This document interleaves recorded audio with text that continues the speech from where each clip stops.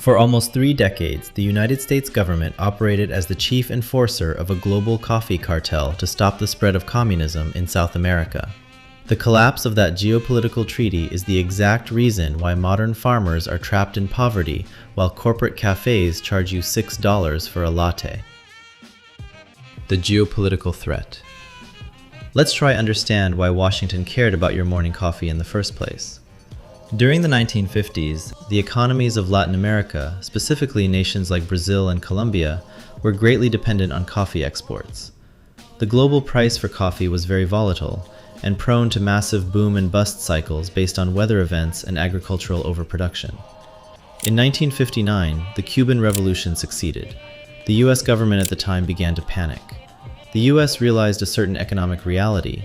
If the global price of coffee crashed, millions of rural Latin American farmers would quickly fall into extreme poverty. The intelligence community believed that impoverished, starving agricultural workers were the perfect breeding ground for communist uprisings. To stop Soviet influence from spreading through South America, the American government decided they had to manipulate the global coffee market to guarantee that farmers remained paid and pacified. The 1962 Coffee Cartel. The solution was unprecedented. In 1962, pushed heavily by the states and brokered through the United Nations, 73 coffee-producing and coffee-consuming nations signed the International Coffee Agreement. This treaty functioned very much like a government-mandated cartel, the coffee equivalent of OPEC. The agreement established strict export quotas. Participating countries were legally only allowed to export a highly specific amount of coffee each year. By restricting the global supply, the treaty guaranteed that the price of coffee would never drop below a specific baseline. For almost 3 decades, this treaty worked to stabilize Latin American economies. Coffee farmers had a livable wage.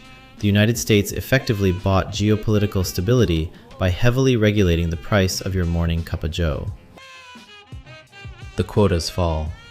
But treaties built on fear only last as long as the threat is around. By 1989, the geopolitical landscape had changed entirely. The Berlin Wall was falling, the Soviet Union was collapsing, and the Cold War was effectively over. Because the threat of communist expansion in Latin America had deteriorated, the US no longer had an interest in propping up coffee prices. Furthermore, a rising trend of free market capitalism and deregulation pushed wealthy consuming nations to demand cheaper raw materials. In July of 1989, the US and other major consumers abandoned the quota system. The International Coffee Agreement collapsed. Overnight, the global coffee market changed from a heavily protected government system of control into a completely unregulated free market. The free market crash. The economic fallout was immediate and catastrophic. With the export quotas gone, countries like Brazil immediately dumped massive stockpiles of coffee into the global market to get quick cash.